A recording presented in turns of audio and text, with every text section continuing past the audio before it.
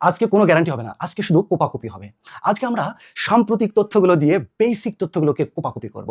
প্রিয় শিক্ষার্থী, আজকের এই ভিডিওটি খুবই গুরুত্বপূর্ণ হতে যাচ্ছে, তো আপনারা অবশ্যই টাইমলাইনে শেয়ার করে দিয়ে রাখবেন। আর তো চলুন তাহলে শুরু করি। দেখেন এখানে প্রথমে এই তথ্যটা দেখেন, কোপাকুপি একটা তথ্য যে তৈরি পোশাক রপ্তানিতে বাংলাদেশের অবস্থান কত। খুবই গুরুত্বপূর্ণ এই তথ্যগুলো, কিন্তু বিভিন্ন চাকরি পরীক্ষায় আসে। তো এটা হচ্ছে দ্বিতীয়, মনে রাখবেন, সর্বশেষ WTO ওয়ার্ল্ড ট্রেড অর্গানাইজেশনের সর্বশেষ পরিসংখ্যান অনুযায়ী দ্বিতীয়। ঠিক আছে, ওকে। তাহলে তৈরি পোশাক রপ্তানিতে বাংলাদেশের অবস্থান দ্বিতীয়, খুব ভালো করে মনে রাখবেন। এই জায়গাটা খুবই ফোকাস করেন, খুবই মনোযোগ দিয়ে ফোকাস করেন। পরের তথ্যটা দেখেন যে যুক্তরাষ্ট্রের বাজারের রপ্তানিতে শীর্ষ দেশ কোনটি। মানে প্রথমে বলছে তৈরি রপ্তানিতে বাংলাদেশের অবস্থান কত, দ্বিতীয়। প্রথম চীন আর তৃতীয় হচ্ছে ভিয়েতনাম। ঠিক আছে, ওকে। এখন যুক্তরাষ্ট্রের বাজারে পোশাক রপ্তানিতে শীর্ষ দেশ কোনটি? যুক্তরাষ্ট্রের বাজারে, খেয়াল করেন কিন্তু প্রশ্নটা, এটা হচ্ছে ভিয়েতনাম আর বাংলাদেশ হচ্ছে দ্বিতীয়। যুক্তরাষ্ট্রের বাজারে পোশাক রপ্তানিতে বাংলাদেশের অবস্থান হচ্ছে দ্বিতীয়, আর সার্বিকভাবে বাংলাদেশ দ্বিতীয়, প্রথম হচ্ছে চীন। এরপরে যে তথ্যটা, ইউরোপীয় ইউনিয়নের বাজারে শীর্ষ দেশ হচ্ছে চীন আর বাংলাদেশ হচ্ছে দ্বিতীয়। ঠিক আছে, ইউরোপীয় ইউনিয়নের যে দেশগুলো রয়েছে, এই দেশগুলোতে শীর্ষ দেশ হচ্ছে চীন আর বাংলাদেশের অবস্থান হচ্ছে দ্বিতীয়। তাহলে প্রশ্ন যদি আসে যে ইউরোপীয় ইউনিয়নের বাজারে তৈরি পোশাক রপ্তানিতে বাংলাদেশের অবস্থান কত, তাহলে হবে দ্বিতীয়। ঠিক আছে, ওকে। পরের প্রশ্নটা খেয়াল করেন, খুবই এক্সক্লুসিভ তথ্য এটাও।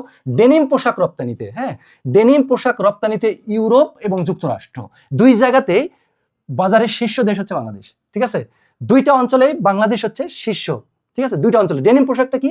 ডেনিম পোশাকটা হচ্ছে এটা বিশেষ ধরনের একটি পোশাক, অর্থাৎ জিন্স প্রোডাক্ট। আপনি যদি সহজ কথা বলতে পারেন, জিন্সের যে প্যান্ট শার্ট, এইটা, হ্যাঁ, 100% কটন দিয়ে এটা তৈরি। এই প্রোডাক্টটাই হচ্ছে ডেনিম প্রোডাক্ট। আর এই ডেনিম প্রোডাক্টের রপ্তানিতে বাংলাদেশ অনেক দিন থেকেই শীর্ষ অবস্থান ধরে রেখেছে। তাহলে দেখেন এখানে কিন্তু কনফিউশন হতে পারে আপনার। তো এই জিনিসটা যাতে কনফিউশন না হয়, এই জন্য আমরা এটাকে খুব ভালো করে মনে রাখার চেষ্টা করব। এখন চলেন আমরা এই সাম্প্রতিক তথ্য দিয়ে একটু বেসিক তথ্যগুলোকে একটু কুপিয়ে আসি। চলেন দেখেন, তৈরি পোশাক হচ্ছে, আমাদের যাত্রাটা শুরু হয়েছিল 1960 দশক, 1960। এই 1960 সালে ঢাকার উর্দু রোডে ছোট্ট একটা টেইলার ছিল, দর্জির দোকান, সেটার নাম ছিল রিয়াজ টেইলার্স, রিয়াজ। আর এই রিয়াজ টেইলার্স পরবর্তীতে রিয়াজ গার্মেন্টসে পরিণত হলো। রিয়াজ গার্মেন্টস রিয়াজ গার্মেন্টসের পক্ষ থেকে 1978 সালে ফ্রান্সে প্রথম বাংলাদেশের তৈরি পোশাক রপ্তানি করা হয়। এরপর 1979-80 সালের দিকে দেশ গার্মেন্টস, চট্টগ্রামের দেশ গার্মেন্টস ব্যাপক আকারে, বাণিজ্যিক আকারে তৈরি পোশাক রপ্তানি করা শুরু করে। এরপর 1990 সালে গিয়ে তৈরি পোশাকের কি হয়, একটা ব্যাপক সম্প্রসারণ ঘটে। বুঝতে পেরেছেন বিষয়টা? আর এই দেশ গার্মেন্টস এর মালিক ছিলেন হচ্ছে নুরুল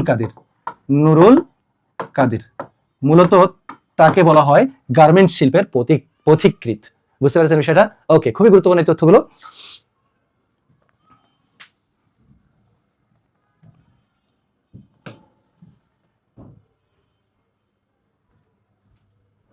ওকে, তো এই তৈরি পোশাকটা মূলত দুই প্রকার। একটা হচ্ছে আপনার ওভেন ওয়্যার, মনে রাখবেন, একটা হচ্ছে ওভেন, এগুলো কিন্তু রিটেন পরীক্ষায় কিন্তু আসে, ওভেন ওয়্যার। আর একটা হচ্ছে নিট ওয়্যার। বুঝতে পেরেছেন? একটা ওভেন ওয়্যার, একটা হচ্ছে নিট। একটা হচ্ছে সেলাই করা।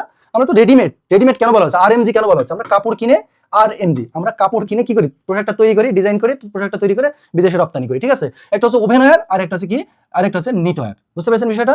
ওকে, তো এই ওভেন ওয়্যার কে নিয়ন্ত্রণ করার জন্য একটা প্রতিষ্ঠান রয়েছে, সেটা হচ্ছে BGMEA। নাম শুনেছেন?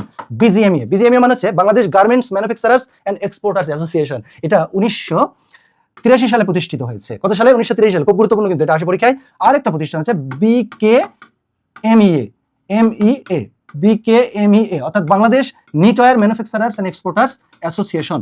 ঠিক আছে, BKMEA হচ্ছে Bangladesh knitwear manufacturers and exporters association. Okay, আচ্ছা, এটা 1996 সালে প্রতিষ্ঠিত হয়েছিল। বোঝা গেল বিষয়টা? তো এই যে তৈরি পোশাক, এই তৈরি পোশাকের বর্তমানে যে বাংলাদেশে যে কারখানা রয়েছে, তার মধ্যে একটা হচ্ছে সবুজ কারখানা বা গ্রিন ফ্যাক্টরি। আর গ্রিন ফ্যাক্টরির দিক থেকে দেখেন, বাংলাদেশে বর্তমানে 3 মে 2000, মনে রাখবেন তারিখটা, মনে রাখবেন 3 মে 2026 পর্যন্ত আপডেট, এটা হচ্ছে 284টি। গ্রিন কারখানার সংখ্যা কয়টি? 284টি রয়েছে। ঠিক আছে, এই 284টার মধ্যে মনে রাখবেন, 284টার মধ্যে আপনার হচ্ছে প্লাটিনাম হচ্ছে 121, তারপরে হচ্ছে আপনার গোল্ড হচ্ছে 144, এরপর হচ্ছে আপনার সিলভার হচ্ছে 15টি এবং সার্টিফাইড হচ্ছে 4টি। এই টোটাল হচ্ছে 284টি, মনে রাখবেন। ঠিক আছে, আর এটা দিয়ে থাকে সাধারণত USGBC, অর্থাৎ United states green building council. ঠিক আছে, গ্রিন বিল্ডিং কাউন্সিল এর একটা সার্টিফিকেট দেয়, লিড সার্টিফিকেট দেয়। আর এই লিড সার্টিফিকেটের এটা একটা মানদণ্ড আর কি, অর্থাৎ তৈরি পোশাকের হ্যাঁ কতটা তারা পরিবেশ বান্ধব এবং জ্বালানি সাশ্রয়ী এটার মানদণ্ড দিয়ে থাকে এই যে লিড। আর এই লিড সার্টিফাইড বাংলাদেশে পৃথিবীতে যে 100টি সর্বোচ্চ মানের তৈরি পোশাক কারখানা রয়েছে তার মধ্যে বাংলাদেশে রয়েছে 52টি। ঠিক আছে? তো এই ভিডিও থেকে আপনারা অবশ্যই আপনাদের আপকামিং চাকরির পরীক্ষাগুলো থেকে কমন পাবেন। তো অবশ্যই ভিডিওটি শেয়ার করে দিয়ে আমার সাথে থাকবেন। আর কি কি ধরনের ভিডিও আপনারা পেতে চান বা আপনাদের আমার ভিডিওগুলো কেমন লাগতেছে অবশ্যই কমেন্ট করে জানাবেন। আবারও দেখা হবে আপনাদের সাথে, সেই পর্যন্ত সবাই ভালো থাকবেন, সুস্থ থাকবেন। আল্লাহ হাফেজ।